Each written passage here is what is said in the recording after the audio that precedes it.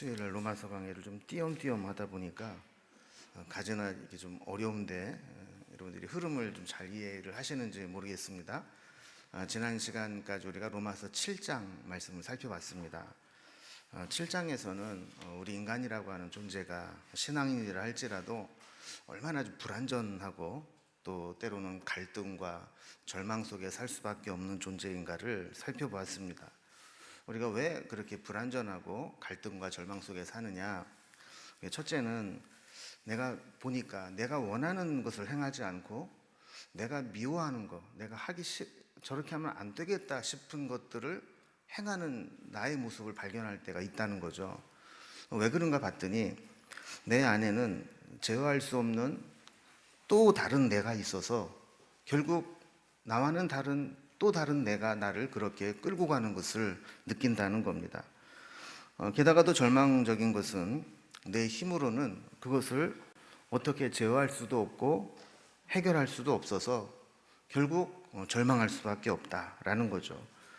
그래서 7장에서 사도 바울은 자기가 그렇게 갈등하고 고민하고 했던 것에 대한 그 모순적이고 무능한 것을 7장 24절에서 이렇게 결론을 내렸습니다. 오라 나는 곤고한 사람이로다.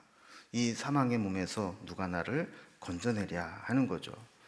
사실 이 탄식은 아무나 하는 건 아니고 정말 믿음으로 살아보겠다고 결심하고 노력하고 내 안에 또 다른 자아와 싸워본 사람, 그런 경험이 있는 사람은 내가 이렇게 예수 좀 잘 믿어보려고 하고 내가 이렇게 믿음으로 살려고 하는데 왜 안 될까 하는 그런 마음으로 탄식하게 되는 겁니다. 그래서 우리의 마음의 의지와 결심이 실제 삶에서 나타난 나의 이 모습과 얼마나 이율배반적으로 나타나는가 하는 것에 대한 갈등과 고민이죠. 여러분, 우리는 어떻습니까? 10년, 20년, 30년, 40년, 50년 신앙생활을 해도 좀처럼 변하지 않는 자기의 모습을 발견할 때가 있습니다. 늘 감정과 기분에 이끌려 살아갑니다. 여전히 내 속에서 꿈틀거리는 이 죄의 욕망과 육체의 정욕을 다스리지 못하고 시시때때로 넘어지고 맙니다. 이런 모습을 보면서 왜 나는 이 모양 이 꼴일까? 나이가 들고 신앙생활을 그렇게 오래 했는데도 왜 나는 번번이 이렇게 육신의 모습, 옛 모습 이런 것들이 나타날까 하며 절망하게 되는 거죠. 이게 이제 7장까지 바울이 씨름하면서 절규하면서 갈등하고 고민하고 절망하는 모습이었습니다. 만약에 성경이 여기에서 이렇게 끝난다면 사실 불교와 별 다를 게 없을 것 같아요. 우리 속에는 오욕 칠정이 가득하고 그 속에서 늘 무너지고 그래서 나를 비워내야 되고 이게 불교의 교리 아닙니까? 그런데 기독교가 좀 다른 것은 이런 모순과 끊임없는 갈등과 절망 속에서도 새로운 변화가 일어난다라는 겁니다. 바울이 이런 변화를 경험한 것은 예수 그리스도를 만나고 난 이후입니다. 이 변화를 로마서 8장에서 기록을 하고 있습니다.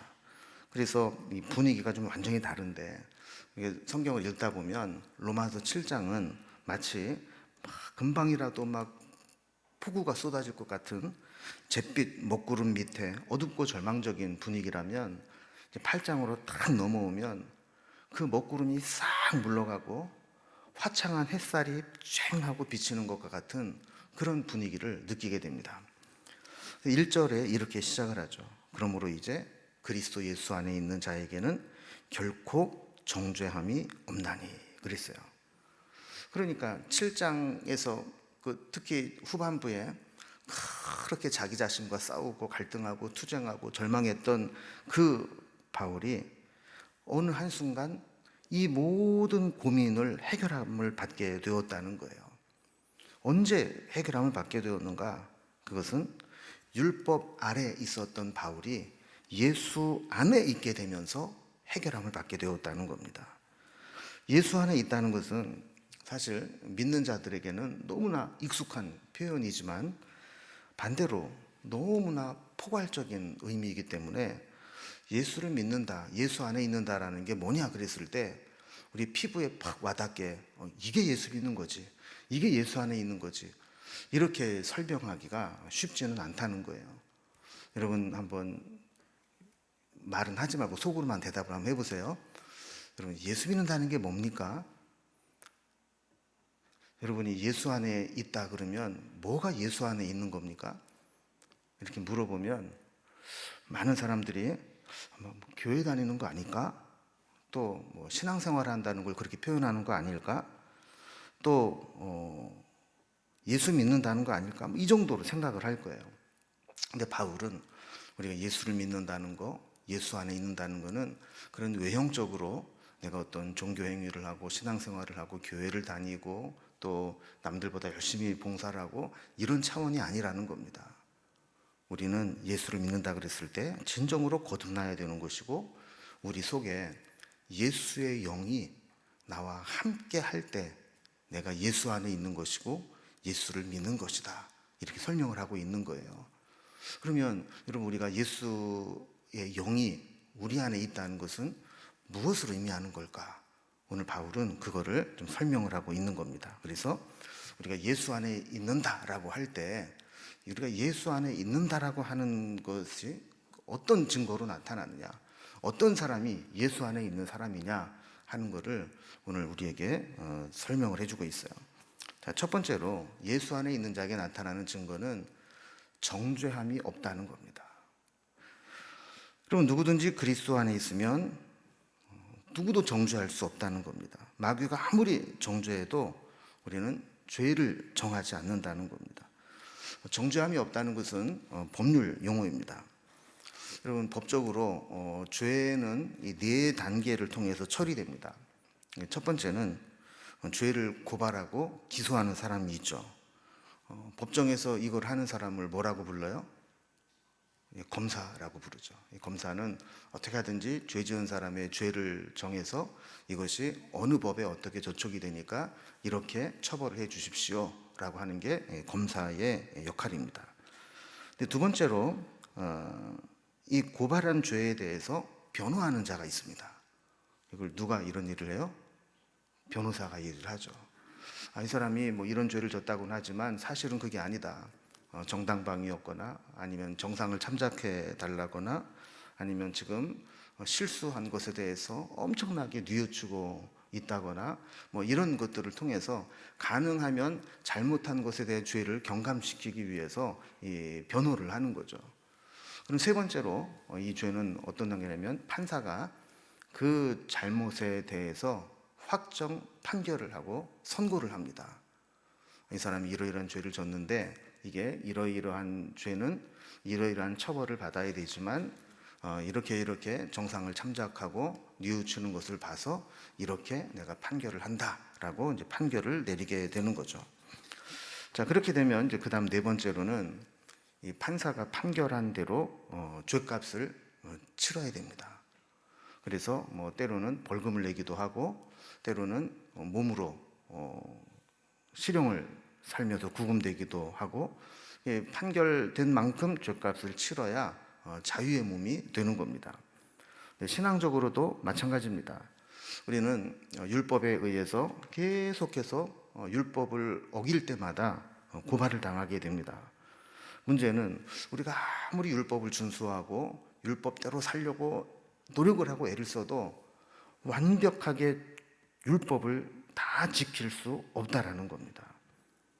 자, 왜냐하면 내 속에는 한편으로는 7장에서 고백했던 것처럼 하나님 말씀대로 살아야지 하는 마음이 있지만, 또 한편으로는 내 감정에 이끌리는 대로 욕망에 이끌리는 대로 내가 하고 싶은 대로 하고자 하는 또 다른 나가 나를 그렇게 몰고 가고 있기 때문에 어느 순간에 보면 그렇게 내가 결심을 해도 하나님의 뜻대로 말씀대로 살지 못하고 율법을 어기게 된다라는 거예요. 그러면 사탄은 이 율법을 가지고 검사처럼 하나님 앞에 우리를 고발하는 겁니다. 저 인간 좀 보라고, 저렇게 은혜를 받고 나서도 또 저 모양 저 꼴이라고, 또 잘못을 저지르고 있다고 이러면서 계속해서 우리를 심판해 달라고 고발하는 겁니다. 그럼 우리는 계속해서 때로는 양심의 가책을 느끼기도 하고 죄책감을 느끼기도 하고 죄의식 속에서 괴로움을 갖고 살아가게 되는 겁니다. 이때 예수 그리스도께서 우리의 죄값을 다 담당하시고 십자가에서 대신 죽어주셨습니다. 그러면서 선언을 하는 겁니다.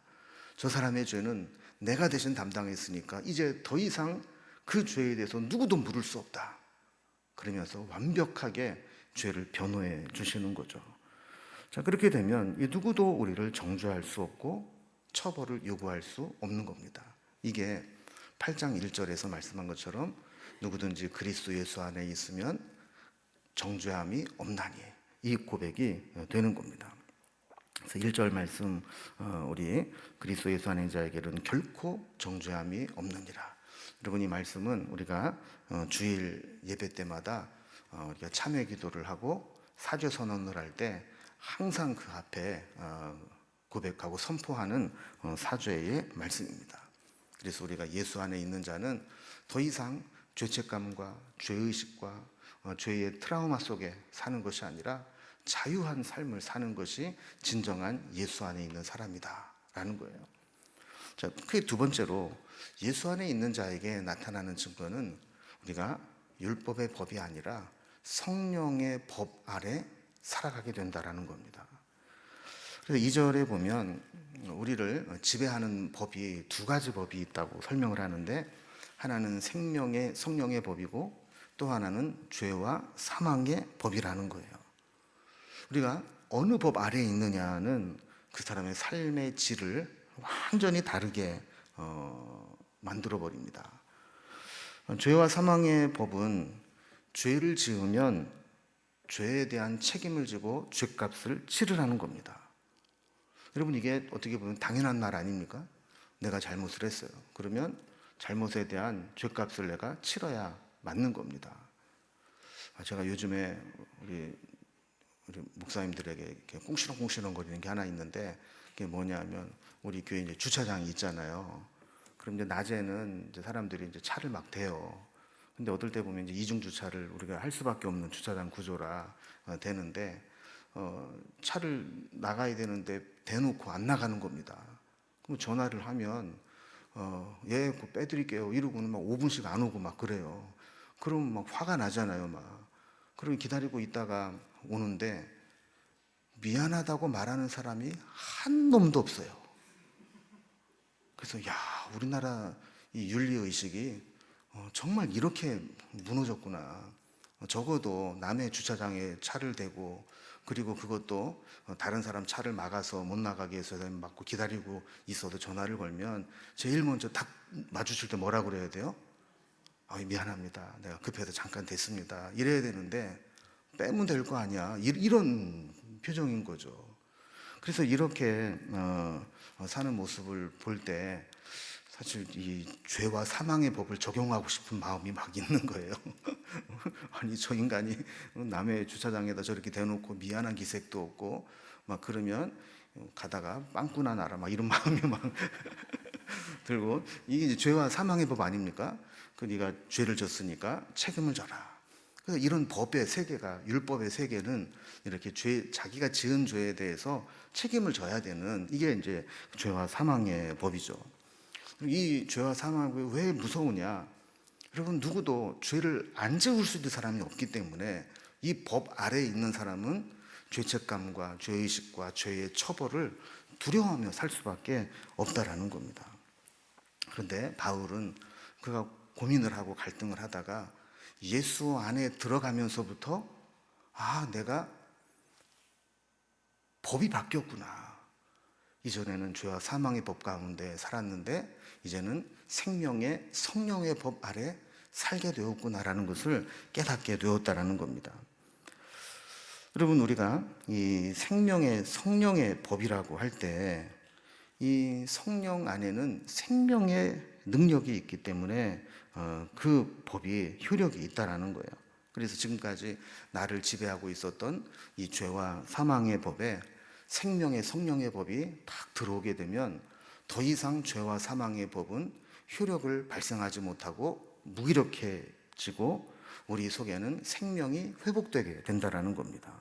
그래서 우리 속에 선한 의지가 살아나고 믿음이 회복되고 또 기쁨과 평화가 회복되고 그리스도의 은혜가 계속 부어지기 때문에 우리의 악의 본성은 부서지고 죄의 충동과 유혹을 이길 수 있는 힘이 생겨나게 되는 겁니다. 우리는 이제 이거를 좀 훨씬 더 이해하기 쉬운 그런 구조 속에 살고 있습니다. 남북이 분단돼서 서로 다른 체제 속에 살고 있지 않습니까? 우리가 같은 민족이지만 태어날 때 북쪽에서 태어났느냐 남쪽에서 태어나느냐에 따라서 이 법의 체계가 완전히 다른 그런 세상을 살아가고 있습니다. 탈북인들, 세터민이라고 불리는 그분들이 북한에 있을 때는 북한의 공산 체제 속에서 살게 됩니다. 그런데 그분들이 이렇게는 못 살겠다 싶어서 탈북을 해서 남조선으로 넘어오시게 되면 그분들은 그때부터 이 북한의 공산 체제에 사는 게 아니라 자유 대한민국의 헌법 아래 살게 되는 겁니다. 그분들이 오게 되면 뭐 아마 같은 하늘 아래 이런 세상이 있나 싶을 정도로 처음엔 적응이 안 될 거예요. 그러나 그들에게 분명한 사실은 똑같은 하늘 아래 휴전선만 넘으면 불과 몇 킬로 차이 안 나는 세상이지만 어느 법 아래에 있느냐가 내 삶을 이렇게 바꿔놓는구나를 분명히 알게 될 거예요. 그리고 또 이런 예가 있죠. 대사관 같은 경우는 치외법권 지역이라고 부릅니다. 탈북하시는 분들의 탈북 루트를 보면 대개 압록강을 건너서 중국을 경유해서 때로는 동남아시아까지 와서 한국으로 들어오게 되는데 그냥 뭐 아무나 보고 나 한국 데려다 달라고 데려다 주는 게 아니잖아요. 그럼 그분들이 가서 어디를 찾아갑니까? 대사관을 찾아갑니다. 이 대사관을 찾아가는데 북한이랑 우호 관계에 있는 중국 대사관이 잘못 들어가면 다시 이제 북송이 되잖아요. 그러니까 미국 대사관이나 한국 대사관을 찾아간다고요. 그러면 그 대사관이 비록 중국 땅에 있어도 그 대사관 영내는 어느 법이 통치하고 있는 곳입니까? 미국 대사관은 미국의 주권이, 한국 대사관은 한국의 주권이 지배하고 있는 곳이죠. 그러니까 그곳으로 들어가게 되면 함부로 거기 들어가서 뭐 뺏어오거나 체포해오거나 이렇게 못한단 말이에요. 그러니까 우리가 똑같은 곳에 살아도 내가 어느 법이 통치하는 어느 주권 하에 있는 곳에 있느냐에 따라서 내 삶이 완전히 달라지는 겁니다. 근데 영적인 세계도 마찬가지라는 거예요. 우리가 똑같이 이 세상을 살아가고 있지만 어떤 사람은 죄와 사망의 법이 지배하는 곳에서 살아가고 있고 어떤 사람은 생명의 성령의 법이 지배하는 곳에서 살아가고 있다라는 겁니다. 죄와 사망의 법에 살던 자가 살 수 있는 유일한 길은 죄와 사망의 법이 있는 그곳에서 나와서 생명의 성령의 법이 있는 곳으로 들어가는 거예요. 이게 바로 예수 안에 있는 겁니다. 그래서 예수 안에 있다는 것, 생명의 성령의 법 아래 있다는 것은 구약적 개념으로 보면 도피성으로 들어가는 것과 같은 겁니다. 그래서 그곳에 가면 보호를 받습니다. 죽음으로부터 자유와 해방을 누리게 됩니다. 그래서 예수 안에 있는 정죄함 안에는 정죄함으로부터 보호를 받고 성령 안에는 죄와 사망의 법에서 해방을 얻게 되는 거죠. 근데 내가 도피성에 들어가서 이제 자유를 얻었다, 내 생명을 보호받았다라고 해서 거기에서 함부로 나와서 막 돌아다니게 되면 다시 죄와 사망의 법에 붙들리게 되는 겁니다.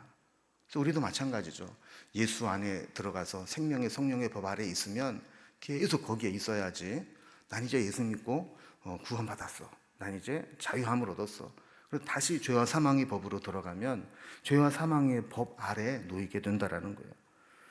그러면 성령의 법 아래에 있다는 게 뭐냐? 3절에서 이제 3절에 11절까지 이거를 또 구체적으로 설명을 합니다. 3절을 봅니다. 율법이 육신으로 말미암아 연약하여 할 수 없는 그것을 하나님은 하시나니 그랬어요. 그러니까 율법이 못하는 것을 하나님이 하셨다라는 겁니다. 그러면 율법은 기본적으로 선한 것입니까? 악한 것입니까? 선한 거죠. 율법은 우리에게 필요해서 주신 것입니까? 불필요한데 어거지로 얽어맨 겁니까? 필요해서 주신 거죠. 그런데 아무리 율법이 선한 것이고 필요하고 좋은 것이지만 그게 우리에게 올무가 될 수 있다는 거예요. 왜냐하면 누구도 이 율법을 온전히 지킬 수 있는 사람은 없기 때문이죠. 그러니까 율법이라는 게 그렇거든요. 내가 다 지킬 수만 있다면 좋은 것이고 율법의 보호를 받게 됩니다. 그런데 하나라도 어기게 되면 그때부터 정죄함을 받습니다. 그럼 교통법규라는 게 그렇잖아요. 교통법규를 잘 지키게 되면 안전하고 편안하게 신속하게 내가 원하는 곳을 갈 수 있습니다. 설령 내가 법을 지켰는데도 누가 사고를 내도 나는 법적으로 보호를 받고 또 보상을 받을 수 있습니다. 그런데 내가 100가지 법규를 다 지켰는데 한 가지 법을 딱 어겼어요. 근데 딱 어기고 났는데 그 앞에 경찰이 딱 기다리고 있는 거예요. 여러분, 그러면 경찰이 반가워요? 아니면 꼴도 보기 싫어요? 꼴도 보기 싫잖아요. 내가 법을 그렇게 법규를 잘 지킬 때는 보이지도 않던 것들이 내가 어쩌다가 살짝 늦어가지고 신호 빨간불로 탁 바뀔 때는 그 앞에서 툭 튀어나와가지고 나를 반갑게 맞이하면 얼마나 속이 상합니까?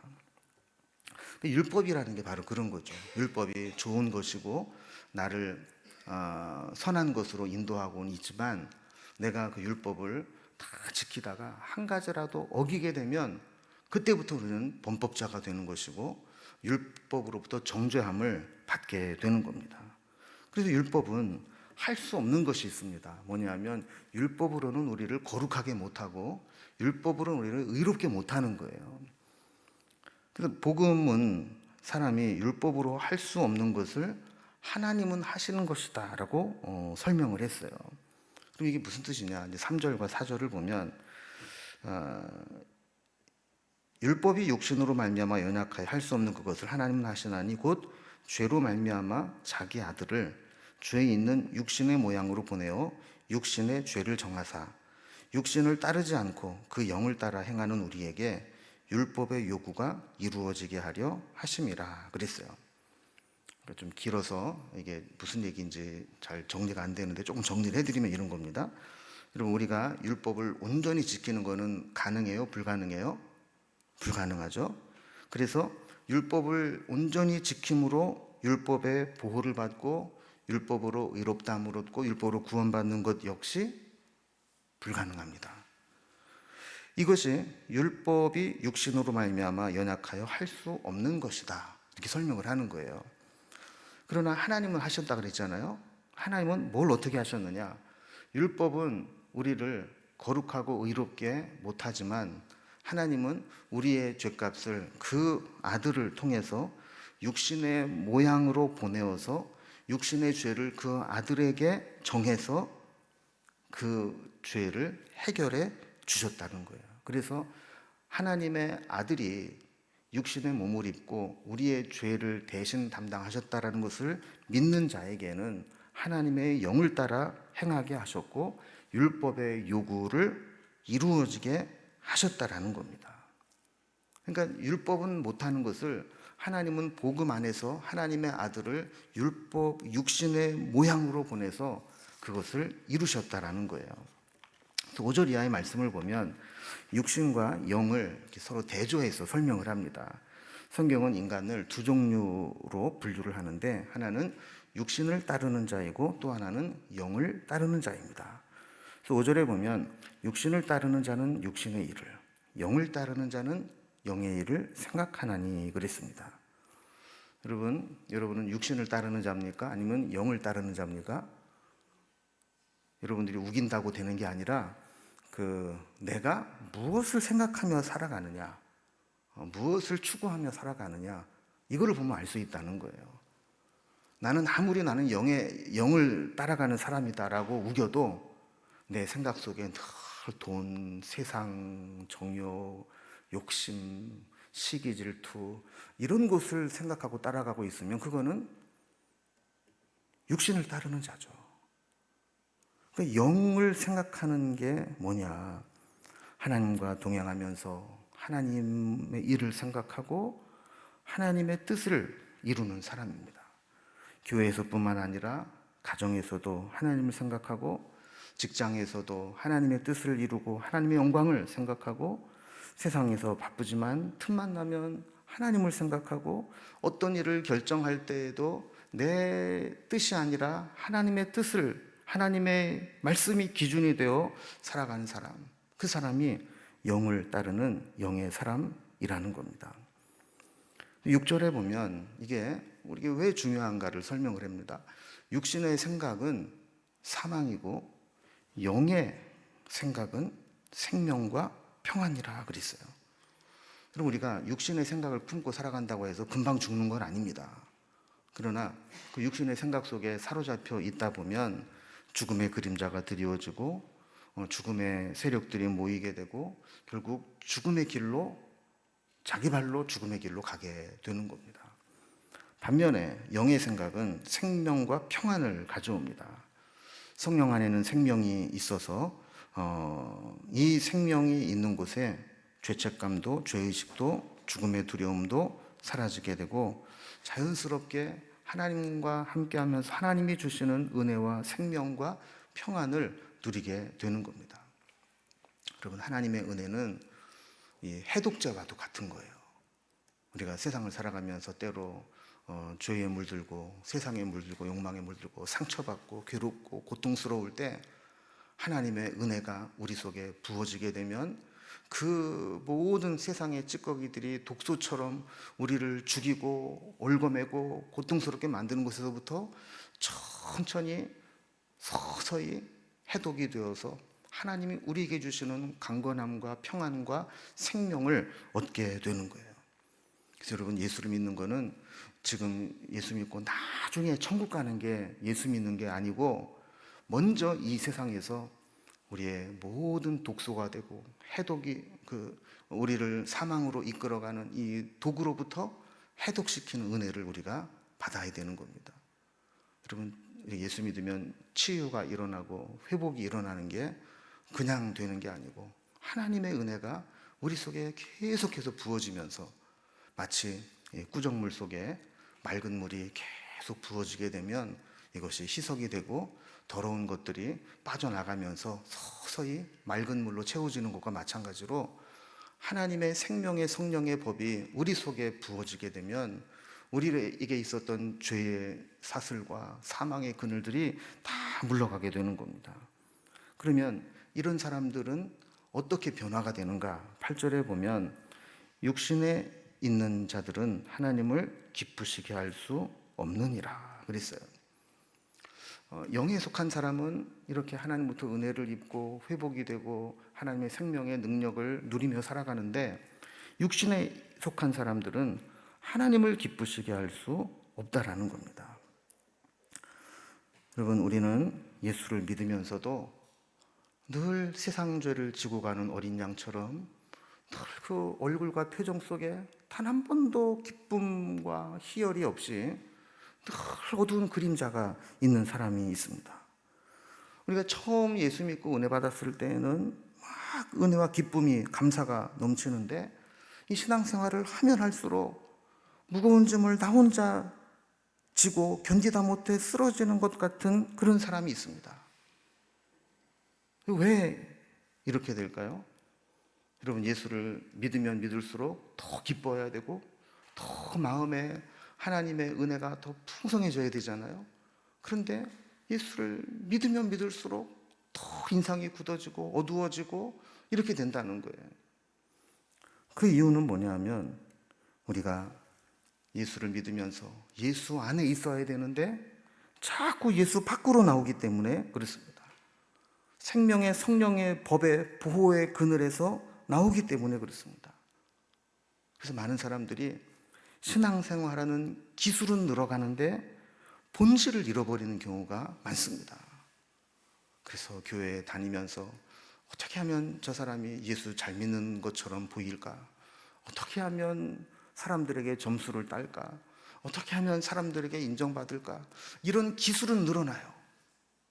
그런데 정작 본인은 그 속에 복음의 능력이 사라져버리고 생명력이 죽어져 가고 하나님 주시는 기쁨과 은혜가 말라버리는 그런 삶을 사는 사람들이 있다는 겁니다.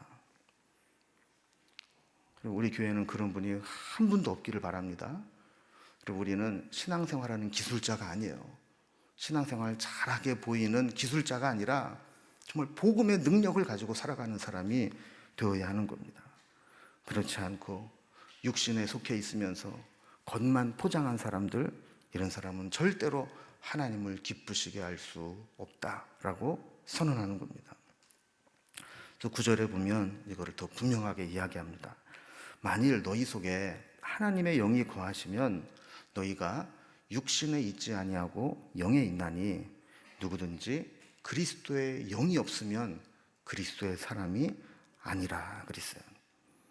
예수를 믿으면 하나님의 영이 우리 안에 거하시게 되면서 육신에 있을 때의 일을 하지 않게 됩니다. 그리스도의 영이 없으면 그리스도의 사람이 아니다. 이게 우리의 정체성이 되는 겁니다. 그래서 내가 누구냐라고 했을 때 내 속에 늘 그리스도의 영이 충만하고 그리스도의 영이 나와 함께함을 느끼는 사람이 그리스도의 사람이라는 거예요. 여러분, 하나님의 영과 육신의 일은 반비례합니다. 성령 충만하면 육신의 일을 행하거나 죄짓고 싶은 마음이 줄어듭니다. 감정에 이끌리는 일도 줄어듭니다. 기분 따라 살아가지 않습니다. 나도 모르는 사이에 하나님의 영이 나를 도와주고 계시고 성령께서 나를 회복시켜주고 계시고 하나님의 영이 생명의 성령의 법으로 내 속에서 힘과 능력을 주시기 때문입니다. 그래서 그리스도의 사람, 그리스도인이라고 하는 것은 그리스도의 영이 거하셔서 성령의 힘으로 사는 것을 의미합니다. 여러분 어떻습니까? 여러분은 성령의 능력으로 살아가고 계십니까? 성령께서 여러분에게 얼마나 자주 힘을 주시고 능력을 주십니까? 여러분이 힘들고 속상하고 괴롭고 마음이 아플 때 얼마나 자주 성령님께서 여러분의 마음을 위로해 주시고 새 힘을 주시고 일으켜 주십니까? 하나님의 영, 그리스도의 영은 바로 성령님이십니다. 이 성령님은 태초에 하늘과 땅을 품고 운행하시다가 천지를 지으시고 우주 만물의 질서를 유지하시는 분입니다. 인간을 만드실 때 흙덩어리가 사람이 되게 하신 영이 하나님의 영이십니다. 남자를 알지 못하는 마리아에게 들어가서 예수님을 잉태하게 하신 분이 성령 하나님이십니다. 예수님께 임하셔서 충만하게 하셨고 기적과 능력을 베푸셨던 분이고 죽음에서 살아나게 하신 영이 성령님이십니다. 예수님이 떠나가시면서 우리에게 보내어 주셔서 우리에게 선생님이 되시고 은혜를 베푸시고 도와주시는 보혜사로 계시는 분이 성령님이십니다. 그 성령님은 교리 속에 존재하시는 분이 아니라 지금도 우리의 심령 속에 우리와 함께 거하시고 우리와 함께 살아 계시면서 하나님의 은혜와 능력을 무한히 공급해 주시고 우리가 더 이상 죄와 사망의 법에 억눌리지 않고 해방되어 이전에 행했던 것 같이 육신의 일을 더 이상 행하지 않고 벗어버리고 그곳에서 뛰쳐나와 생명의 성령의 법 아래 들어와 하나님을 기쁘시게 하고 하나님의 사람으로 살아가게 하시는 영이 성령님이요 하나님의 영이요 그리스도의 영이라는 겁니다. 10절에 보면 또 그리스도께서 너희 안에 계시면 몸은 죄로 말미암아 죽은 것이나 영은 의로 말미암아 살아있는 것이니라 그랬습니다. 예수님은 육신의 몸으로는 우리 속에 거하실 수가 없습니다. 그래서 성령님으로 우리 속에 거하십니다. 우리가 설명하기 쉽게 해서 예수님이 내 안에 있어요 그러지만 예수님의 육신이 어떻게 내 속에 들어오겠어요? 우리 속에 들어오시는 것은 예수의 이름으로 성령님이 우리 속에 들어와 계시는 거죠. 생명의 영이신 성령님이 예수의 이름으로 우리 속에 들어와 계시면 우리 몸은 죄에 대하여 죽은 것이 된다 그랬어요. 여러분, 이게 무슨 얘기예요? 우리 몸이 죄에 대해서 죽은 몸이 된다. 이 말은 우리가 세상에서 육신의 정욕을 따라 좋아했던 것들이 재미가 없어지는 겁니다. 죄를 짓던 것들이 싫어지는 겁니다.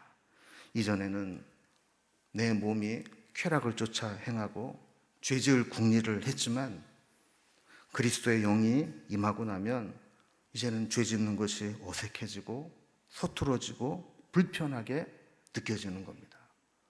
그래서 여러분, 우리 믿는 사람들이 죄를 안 짓게 되는 비결은 내가 죄를 안 져야지라고 결심한다고 되는 게 아니라 하나님의 영이 내 속에 들어오게 되면 죄 짓는 게 싫어지고 불편해지고 부끄러워지고 이렇게 되기 때문에 저절로 죄로부터 멀어지게 되는 거죠.